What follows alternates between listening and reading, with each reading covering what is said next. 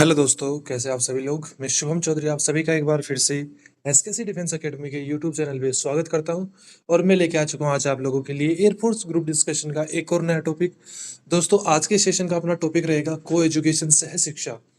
दोस्तों, most important topic है। इस क्लास को एक बार अपने सभी दोस्तों के साथ शेयर कर दीजिए और आ जाइए क्लास के अंदर। क्लास को स्टार्टिंग से लेकर लास्ट तक पूरा देखिएगा, बिल्कुल भी स्किप मत करिएगा, मिस मत करिएगा क्लास को।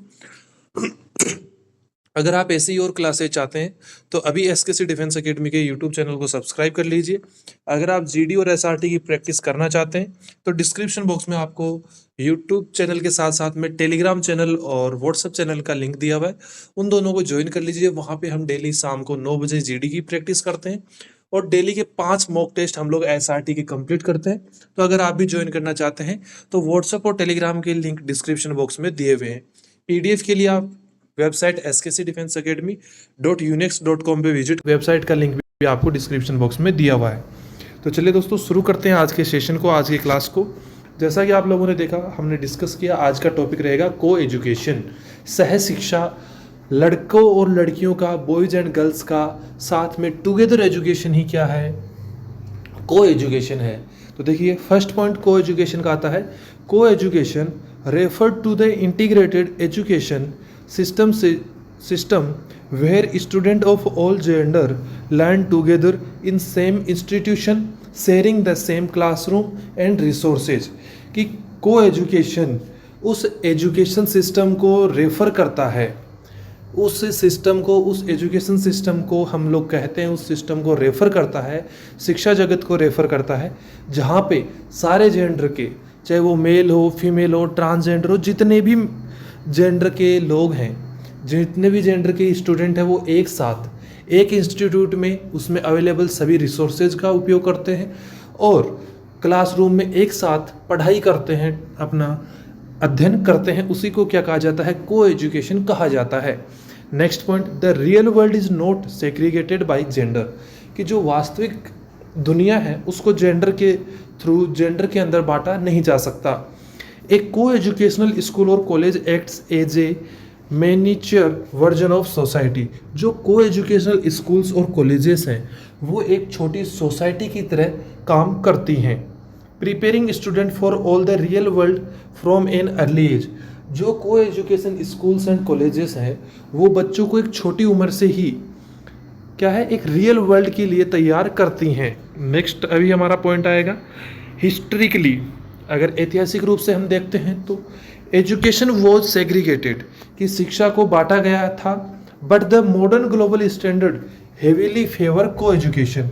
अगर हम हिस्ट्री की बात करते हैं, इतिहास की बात करते हैं, पुराने ज़माने की बात करते हैं, तो शिक्षा को लड़कों के लिए अलग, लड़कियों के लिए अलग, ऐसे डिवाइड किया गया था। लेकिन अगर हम लोग मॉडर्न युग की बात करते हैं, इस युग की बात करते हैं जिसमें अभी हम लोग जी रहे हैं, अपना जीवन यापन कर रहे हैं, तो इसके अंदर को एजुकेशन, सह शिक्षा का बहुत ही ज़्यादा फेवर किया जा रहा है as a tool for progressive social development. ताकि जो बच्चे हैं उनका सोशली डेवलपमेंट जो है, वो सामाजिक रूप से जो डेवलपमेंट है वो किया जा सके। नेक्स्ट पॉइंट आपका आता है studying together help boys and girls understand each others perspective.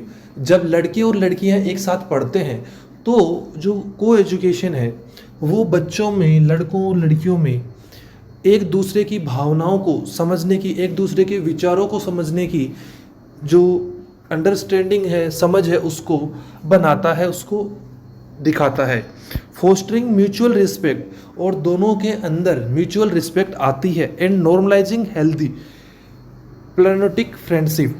Next point आता है it eliminate the mystery and misconception that often build up in segregated environments.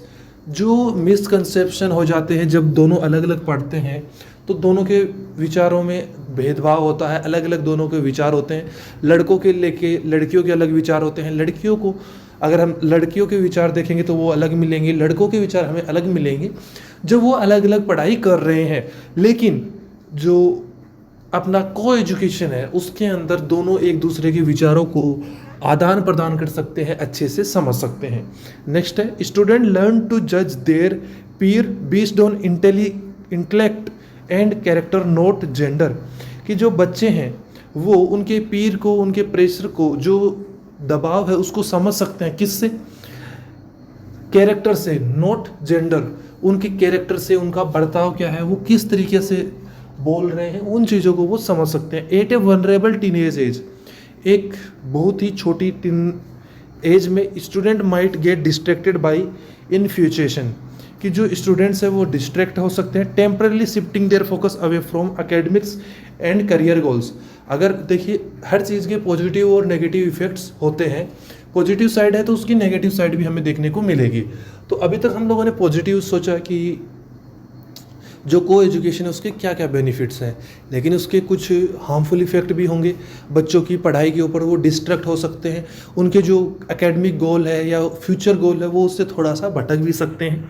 Next point, in some cases, कुछ मामलों में student coming from conservative background might feel शाई और hesitant to ask question or participate in sports activity in front of the opposite gender, कि कुछ लोग, कुछ बच्चे जो हैं वो बहुत ही छोटे इलाकों से आते हैं, बहुत ही कंजर्वेटिव इलाकों से आते हैं, बैकग्राउंड से आते हैं, तो वो दूसरे जेंडर के सामने, मान लीजिए कोई मेल है तो वो फीमेल के सामने, या फीमेल है तो मेल के सामने अपने एकेडमिक के डाउट पूछने में या स्पोर्ट्स एक्टिविटीज़ जो है उनमें पार्टिसिपेट लेने के लिए घबरा सकता है या पीछे हट सकता है। Managing a co-ed institute can sometime be more challenging for the administration, कि जो विभाग है जो उस चीज़ को संभाल रहा है उनके लिए को एजुकेशन जो संस्था है उनको संभालना कभी कभी थोड़ा सा मुश्किल हो जाता है। Requiring strict anti harassment policy and counselling facilities, क्योंकि वहाँ पे एंटी हैरासमेंट पॉलिसी और काउंसलिंग फैसिलिटी अवेलेबल होना ज़रूरी है। चलिए चलते हैं नेक्स्ट पॉइंट पे। इन रूरल और highly conservative areas forcing co education without proper sanitization might lead to parents pulling their daughters out of school inadvertently harming female literacy. यदि हम लोग जो कंजर्वेटिव्स एरिया है उनके अंदर को एजुकेशन को बिना सैनिटाइजेशन के, बिना रूल रेगुलेशन के चलाते हैं, तो वहाँ पे जो पेरेंट्स हैं वो अपनी लड़कियों को स्कूल नहीं भेजते हैं, स्कूल से वापस बुला लेते हैं, स्कूल में उनका एडमिशन नहीं करवाते हैं। तो इससे जो है वो फीमेल लिटरेसी भी प्रभावित हो सकती है।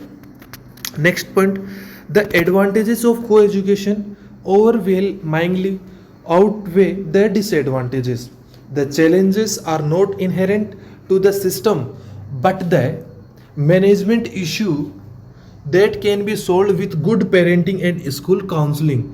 नेक्स्ट पॉइंट आप लोगों का आता है, if India wants to achieve true gender equality, यदि भारत सच में अपने जो जेंडर इक्वलिटी है, लिंग समानता अगर चाहता है, तो उसको and become a developed super power, और एक विकसित सुपर पावर बनना चाहता है, महाशक्तिशाली बनना चाहता है, man and woman must learn to march shoulder to shoulder from the classroom itself.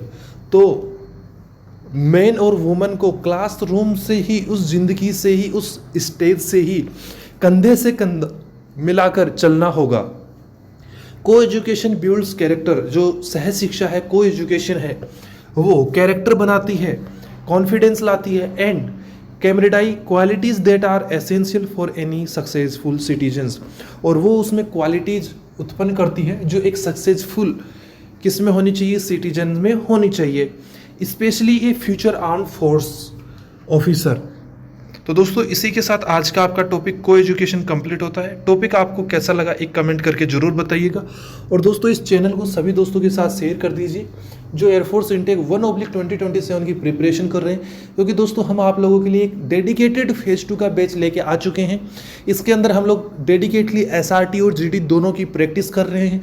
दोनों की क्लासेज जो है वो आप लोगों को, जो भी क्लासेज रहती हैं वो आपको यूट्यूब चैनल पे मिलती हैं, और इनकी PDF और प्रैक्टिस हम लोग हमारे टेलीग्राम चैनल और व्हाट्सएप चैनल के ऊपर रेगुलर बेसिस पे कर रहे हैं। तो अगर आप भी हमारे साथ जुड़ के फेज 2 में सिलेक्शन लेना चाहते हैं तो डिस्क्रिप्शन बॉक्स में दिए हुए व्हाट्सएप चैनल और टेलीग्राम चैनल को आज ही ज्वाइन कर लीजिए।